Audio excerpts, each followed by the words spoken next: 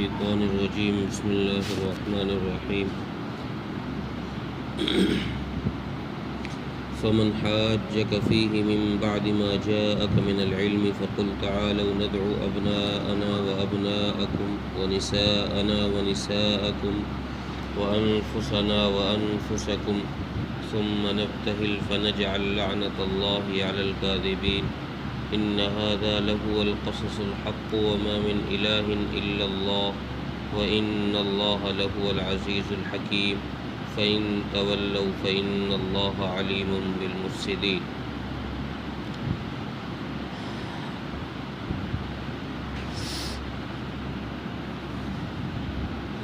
پچھلی آیتوں میں حضرت عیسیٰ علیہ السلام کی تخلیق کو اللہ تبارک و تعالیٰ نے حضرت آدم علیہ السلام کی طرح بتایا کہ جیسے آدم علیہ السلام کو ہم نے بغیر ماں باپ کے پیدا کیا، ویسے ہی عیسیٰ علیہ السلام کو بھی ہم نے بغیر باپ کے پیدا کیا. یہ ہماری قدرت ہے. اور پھر فرمایا کہ اس حق کے بیان کرنے کے بعد، اس سچے واقعے کے بیان کرنے کے بعد پھر بھی اگر کوئی شک میں پڑے تو نبی جی آپ ان شک کرنے والوں کے ساتھ نہ رہیں، آپ ان سے الگ ہو جائیں، آپ اس پر یقین رکھیں. ان آیتوں کے اندر یہ آیت مباہلہ کہلاتی ہے. مباہلہ کہتے ہیں کہ شریعت میں مباہلہ اس چیز کو کہا جاتا ہے کہ جب کسی کام کے صحیح ہونے پر علمی طور سے یقین ہو جائے کہ ہاں یہ بات صحیح ہے، قرآن و حدیث سے اس کا پتہ چل جائے، تو پھر فریقین کے ساتھ، سامنے والے کے ساتھ جب مباحثہ ہوتا ہے تو دلیل میں اگر سامنے والا نہ مانے تو پھر مباہلہ کرنا پڑتا ہے. اور مباہلہ یہ ہوتا ہے کہ دونوں فریق کسی کھلی جگہ پر جا کر پھر یہ اپنے لیے دعا کرتے ہیں کہ اللہ ہم میں سے جو جھوٹا ہو اس پر تیری لعنت ہو. دونوں فریق کسی کھلے میدان میں پہنچ جاتے ہیں اور پھر یہ دعا کرتے ہیں کہ ہم میں سے جو جھوٹا ہو اس پر تیری لعنت ہو، تیرا عذاب ہو. اس کو مباہلہ کہتے ہیں. تو رسول اللہ صلی اللہ علیہ وسلم نے نجران کے لوگوں کے پاس خط بھیجا جس میں 3 باتیں لکھی کہ یا تو مسلمان ہو جاؤ، یا پھر جزیہ دینے لگ جاؤ، مسلمان نہیں ہوتے تو پھر ٹیکس دو، اور اگر ٹیکس نہیں دیتے تو پھر جنگ کے لیے تیار ہو جاؤ. جب یہ خط رسول اللہ صلی اللہ علیہ وسلم کا نجرانیوں کے پاس پہنچا تو انہوں نے اپنے کچھ آدمی اس خط کے جواب میں رسول اللہ صلی اللہ علیہ وسلم کے پاس بھیجے.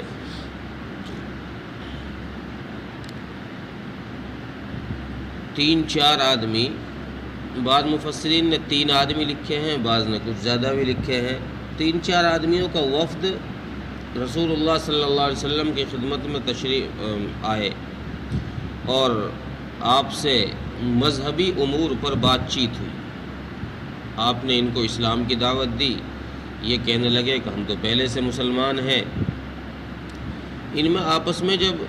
بات چیت ہوئی رسول اللہ صلی اللہ علیہ وسلم میں اور ان میں، تو بات یہاں آ کر پہنچی کہ حضرت عیسیٰ علیہ السلام کو چونکہ یہ خدا تسلیم کرتے ہیں، خدا مانتے ہیں، رسول اللہ صلی اللہ علیہ وسلم نے فرمایا کہ عیسیٰ علیہ السلام خدا نہیں ہیں بلکہ عبد خدا، خدا کے بندے ہیں. جیسے ہم خدا کے بندے ہیں ویسے ہی وہ بھی خدا کے بندے ہیں، وہ کوئی خدا نہیں ہے. ان کی بات ہوتی رہی، دلیلیں یہ بھی دیتے رہے ان کے خدا ہونے پر، رسول اللہ صلی اللہ علیہ وسلم بھی دلیل دیتے رہے. بالآخر دلیل پر بات نہ بنی۔ جب یہ اپنی بات پر اڑ گئے تو رسول اللہ صلی اللہ علیہ وسلم نے ارشاد فرمایا کہ بھائی ایسا کرو، جب دلیل سے فیصلہ نہیں ہوتا تو ایسا کرو، تم بھی اپنے بیٹوں کو بلاؤ، ہم بھی اپنے بیٹوں کو بلائیں، تم اپنی اولادوں کو بلاؤ، ہم اپنی اولادوں کو بلائیں، تم اپنی عورتوں کو بلاؤ، ہم بھی اپنی عورتوں کو بلائیں، اور خود ہم اپنے آپے کو بھی ساتھ میں رکھیں، ہماری جانیں بھی ساتھ ہوں، تمہاری بھی جانیں اور ہماری بھی جانیں۔ ویسے آیت مباہلہ کے لیے اولاد کا بلانا کوئی ضروری نہیں ہے، صرف ان دو فریق کا حاضر ہونا ضروری ہے جن میں بحث ہو رہی ہو، مباہلہ ہو رہا ہو، لیکن اولاد اگر ساتھ ہوگی تو بات کے اندر اور مضبوطی آئے گی۔ اس لیے رسول اللہ صلی اللہ علیہ وسلم نے ارشاد فرمایا کہ تم یہ سارے کام کرو، اپنی اولادیں، اپنی عورتیں اور خود اپنے آپے کو بھی ساتھ رکھو۔ میں بھی اپنی اولاد کو اور اپنی عورتوں کو بلاتا ہوں، تم بھی، میں اس کے لیے تیار۔ تو ان نجرانیوں نے، چونکہ اس بات کا علم تو ان کو ہو گیا تھا کہ یہ نبی آخر الزماں سچے نبی ہیں، ان کی بات جھوٹی نہیں ہے، جب یہ مباہلہ کی بات طے ہوئی تو ان کے جو پادری تھے انہوں نے کہا کہ ہم آپ کو کل جواب دیں گے کہ آپ سے ہم صلح کرتے ہیں یا مباہلہ کرتے ہیں، اس بارے میں ہم آپ سے کل بات کریں گے۔ چنانچہ یہ لوگ وہاں سے رسول اللہ صلی اللہ علیہ وسلم کے پاس سے آگے، صبح تک ان کا مشورہ ہوتا رہا۔ ان میں ایک شخص تھا جس کا نام عاقب تھا، یہ زیادہ ہوشیار آدمی تھا۔ ان لوگوں نے، جو باقی لوگ تھے، انہوں نے کہا کہ عبد مسیح بھائی بتاؤ کیا کیا جائے۔ عبد مسیح نے، عاقب نے کہا کہ دیکھو یہ اللہ کا نبی ہے، آخری نبی ہے، اور اگر تم نے ان سے مباہلہ کیا تو جب بھی جس قوم نے کسی نبی سے مباہلہ کیا ہے وہ قوم تباہ ہوئی، ان پر اللہ کا عذاب آیا ہے اور وہ نیست و نابود کی گئی ہے۔ اس لیے اگر تم ان سے مباہلہ کرو گے تو پھر تمہاری نسلیں بچنے والی نہیں ہیں، تم پر بھی اللہ کا عذاب آئے گا۔ تو انہوں نے کہا کہ پھر کیا کیا جائے؟ اس عبد مسیح نے کہا کہ ایسا کرو، اس نبی سے چل کے کہو کہ ہم تمہاری شرطوں پر تم سے صلح کرنے کو تیار ہیں، تم اپنی شرط رکھو، ہم صلح کر لیتے ہیں، مباہلہ نہیں کرتے۔ ٹھیک ہے۔ صبح کو رسول اللہ صلی اللہ علیہ وسلم حضرت حسین رضی اللہ عنہ کو گود میں اٹھائے، حضرت حسن کا ہاتھ پکڑ رکھا ہے، اور حضرت فاطمہ آپ کے پیچھے پیچھے، اور حضرت فاطمہ کے پیچھے حضرت علی رضی اللہ عنہ آپ تشریف لا رہے ہیں مباہلے کے لیے، اور آپ ان سے یہ کہتے آ رہے ہیں، یہ فرما رہے ہیں کہ جب میں دعا کروں تو تم لوگ آمین کہیں۔ اتنے میں رسول اللہ صلی اللہ علیہ وسلم کو ان نجرانیوں نے دیکھ لیا کہ یہ شخص تو مباہلے کے لیے آ گیا۔ تو ایک ان میں جو پادری تھا، پڑھا لکھا، جو ان کا عالم تھا، اس نے کہا کہ لوگوں، میں ان لوگوں میں جو یہ سامنے آ رہے ہیں، ان کی شکلیں مجھے ایسی معلوم ہوتی ہیں کہ اگر یہ اللہ سے یہ دعا کریں کہ یہ پہاڑ یہاں سے ادھر ہو جائے تو اللہ ان کی دعا کو قبول کر کے پہاڑ کو اپنی جگہ سے ہٹا دے گا۔ ایسے مقرب لوگ ہیں، اس لیے نجرانیوں ان سے مباہلہ مت کرو، اگر تم نے ان سے مباہلہ کیا تو تمہاری نسلیں تباہ ہو جائیں۔ چنانچہ یہ آگے بڑھے اور انہوں نے رسول اللہ صلی اللہ علیہ وسلم سے کہا کہ اللہ کے نبی، ہم آپ سے مباہلہ نہیں کرنا چاہتے بلکہ ہم آپ سے صلح کرنا چاہتے ہیں۔ رسول اللہ صلی اللہ علیہ وسلم نے ارشاد فرمایا تو مباہلہ نہیں کرنا چاہتے تو پھر ایسا کرو، مسلمان ہو جاؤ، ہماری شرطیں مان لو۔ انہوں نے کہا کہ مسلمان تو ہم نہیں ہوتے، البتہ ہم جزیہ دینے کے لیے تیار ہیں، تم اپنے مذہب پر رہو، صلح اس بات پر کریں گے کہ تم اپنے مذہب پر قائم رہو، ہم اپنے مذہب پر قائم رہیں، اور تم ہمارے اوپر کبھی کوئی خوف اور دباؤ نہیں ڈالو گے مسلمان ہونے کے لیے، ہم جس مذہب پر ہیں ہمیں اپنے حال پر چھوڑے رکھو۔ ہاں، ہم جزیے کے طور پر ہر سال تم لوگوں کو 2000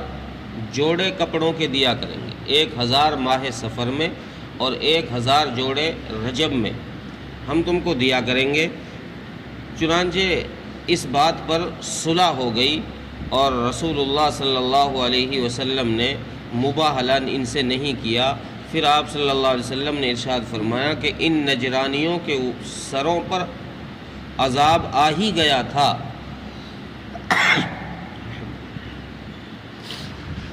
اگر یہ مباہلہ کرتے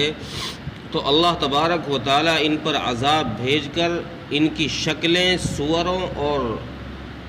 کتوں کی سی کر دیتا، اور عنقریب سال پلٹنے نہ پاتا کہ ان پر عذاب آ کر آگ برس کر یہ تباہ ہو جاتے، برباد ہو جاتے۔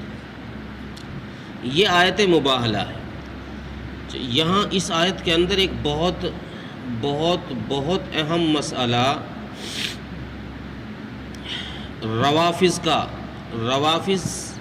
رافضیوں نے جو حضرت علی رضی اللہ عنہ کو خلیفہ اول بتایا ہے اور تینوں خلیفاؤں کا انکار کیا ہے، وہ اس آیت سے استدلال کرتے ہیں۔ استدلال کیسے کرتے ہیں؟ وہ یہ کہتے ہیں کہ دیکھو، رسول اللہ صلی اللہ علیہ وسلم نے ارشاد فرمایا کہ ہم اپنے بیٹوں کو بلائیں، بیٹوں میں حضرت حسن حسین آ گئے، اور آپ صلی اللہ علیہ وسلم نے ارشاد فرمایا کہ تم اپنی عورتوں کو بلاؤ، ہم اپنی عورتوں کو بلائیں، تو عورت آپ کے ساتھ حضرت فاطمہ آئی تو فاطمہ عورتوں کے ساتھ ہو گئی۔ تیسرا آپ نے فرمایا وَأَنفُسَنَا، ہم اپنی جانوں کو لائیں، تم اپنی جانوں کو لاؤ۔ تو یہاں جان سے مراد حضرت علی رضی اللہ عنہ ہے، اور قرآن کریم میں ہے النبی اولیٰ بالمؤمنین من انفسہم، کہ مسلمانوں کے لیے اب ان کی جانوں پر سب سے زیادہ حق نبی کا ہے۔ جب حضرت علی رضی اللہ عنہ نفس ہوئے، نبی کے نفس ہوئے، تو نبی کے حضرت علی کا مقام بھی نبی کے برابر ہی ہوا۔ یہاں اس آیت سے وہ استدلال کر کے کہتے ہیں کہ حضرت علی رضی اللہ تعالیٰ عنہ کو خلیفہ اول ہونا چاہیے، چونکہ امارت میں سب سے اعلیٰ انسان کو دی جاتی ہے، تو چونکہ حضرت علی رضی اللہ عنہ نفس نبی ہیں، یہ کہہ لیجئے کہ گویا نبی کے جیسے ہی ہیں، جیسے اوصاف نبی میں ویسے ہی اوصاف علی میں۔ تو خلافت میں جیسے رسول اللہ صلی اللہ علیہ وسلم خلیفہ ہیں، وقت کے بادشاہ ہیں، امیر ہیں، نبی ہیں، ویسے ہی نبی کے بعد سب سے پہلے حضرت علی رضی اللہ عنہ خلیفہ ہونے چاہیے۔ یہ ان کی دلیل ہے۔ اس کے بہت سارے جواب دیے گئے ہیں، ان میں سے ایک جواب یہ ہے کہ اگر علی رضی اللہ تعالیٰ عنہ کو نبی کا نفس مان لیا جائے، پہلی چیز تو یہاں صیغہ جمع کا استعمال ہوا ہے جو کئیوں کے لیے استعمال ہوتا ہے۔ جمع کم سے کم 3 آدمیوں کے لیے بولا جاتا ہے، کم سے کم، زیادہ کی کوئی حد نہیں ہے۔ تو اگر حضرت علی رضی اللہ عنہ انفسنا سے حضرت علی مراد ہوتے تو صیغہ واحد کا لے کر آتے، ایک کا، نہ کہ جمع کا صیغہ لا کر اس طرف اشارہ کیا گیا ہے کہ یہ جو ساتھ آنے والے لوگ ہیں، نبی کے ساتھ آنے والے جو لوگ، یعنی حضرات حسنین، حضرت فاطمہ اور حضرت علی، یہ سب کے سب نبی کی جان ہیں، نبی کے قریبی ہیں۔ تو دوسرا جواب یہاں یہ دیا گیا ہے کہ اگر حضرت علی رضی اللہ تعالیٰ عنہ کو نبی کا مساوی مان لیا جائے، برابر مان لیا جائے، تو پھر رسول اللہ صلی اللہ علیہ وسلم نے ان کو خلافت اپنے جیتے جی ان کو خلیفہ کیوں نہیں بنایا؟ جیتے جی خلیفہ بنانا چاہیے تھا۔ اس پر سب متفق ہیں کہ یہ جیتے جی خلافت کے حقدار ہی نہیں ہیں، خلیفہ نہیں بن سکے۔ تو جب یہ جیتے جی نہیں بن سکتے تو پھر پتہ چلا کہ یہاں نفس سے مراد یہ نہیں ہے کہ نبی کے تمام اوصاف میں حضرت علی رضی اللہ عنہ نبی کے برابر ہوں۔ اور کچھ اوصاف میں نبی کے ساتھ شریک ہو جانا یہ اس بات کی دلیل نہیں ہے کہ یہ شخص خلیفہ اول بن سکتا ہے۔ کچھ اوصاف میں، جیسے نبی انسان ہے، حضرت علی انسان ہے، تو کچھ اوصاف میں نبی کی موافقت کر لینے سے کسی انسان کا خلیفہ اول بننا ثابت نہیں ہوتا۔ اور پھر آگے آیت میں فرمایا کہ یہ جو ساری باتیں، یہ قصہ ہم نے سنایا تم کو کہ حضرت عیسیٰ جو ہے وہ مریم کے بیٹے ہیں اور اللہ کے کلمہ ہیں، یہ معبود برحق نہیں ہے، اللہ نہیں ہے، بلکہ معبود تو صرف وہی اللہ کی ذات ہے اور وہی زبردست حکمت والا ہے۔ پھر فرمایا آخر میں کہ پھر ان ساری دلیلوں کے جاننے کے باوجود اگر کوئی شخص روگردانی کرے، پھر بھی اپنی بات پہ اڑا رہے، پھر بھی عیسیٰ علیہ السلام کو خدا تسلیم کرے یا خدا کا بیٹا تسلیم کرے، تو اللہ تبارک و تعالی ظالم لوگوں کو خوب جانتے ہیں کون آدمی ظلم کر رہا۔ ترجمہ دیکھیں، فمن حاجک فیہ من بعد ما جاءک من العلم، پس جو شخص نبی جی آپ سے جھگڑا کرے اس کے بعد کہ آپ کے پاس روشن دلیل آ چکی ہے، سچی بات آ چکی ہے، فقل تعالوا ندعو ابناءنا وابناءکم ونساءنا ونساءکم وانفسنا وانفسکم، تو آپ ان سے کہیے کہ ہم بھی اپنی اولادوں کو بلائیں، تم بھی اپنی اولادوں کو بلاؤ، ہم بھی اپنی عورتوں کو بلائیں، تم بھی اپنی عورتوں کو بلاؤ، اور ہم اپنے آپے کو بھی لے کر آئیں اور تم بھی اپنی جانوں کو لے کر آؤ، ہم بھی اپنی جانیں لے کر آئیں، تم بھی اپنی جانیں لے کر آؤ، ثم نبتہل فنجعل لعنت اللہ علی الکاذبین، پھر ہم مباہلہ کریں، پھر ہم دعا کریں اللہ سے کہ اللہ ہم میں جو جھوٹا ہو، فنجعل لعنت اللہ علی الکاذبین، ہم میں جو جھوٹا ہو اس پر تو اپنی لعنت یا اپنا عذاب بھیج دے۔ ان ھذا لہو القصص الحق، بے شک یہ سچ